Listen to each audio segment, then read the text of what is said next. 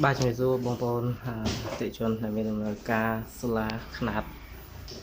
đọc kW mà xính mang sai trăm bè hayประเภท small lithium 16 kW ទីក្របវាស្មើនឹង32 kW នេះយើងកន្លែងវាមាន solar 27 ស្លាបយើងមានហើយមើលបានអានេះភ្លើងពណ៌ចេញពី solar មកប្រើនេះភ្លើងប្រើអញ្ចឹង EDC 0បានន័យថាវាស៊ីតាពី inverter ទេយើង solar ផលិតមកហើយដកបានផលិតបាន1គីឡូកន្លះអញ្ចឹងយើងប្រើ1គីឡូមួយដកវាគុំខ្លះ liquid ពេលដែលយើងកាច់ AC ចូលវានឹង load grid ដែរហ្នឹងហើយខ្ញុំបងប្អូនទូទៅមាន RF មានការពារទៅការពារផ្ទះអានេះសម្រាប់ការពារអត្ថប្រយោជន៍ចាំបងប្អូនមានតម្រូវការអាចតំណែងបានបាទ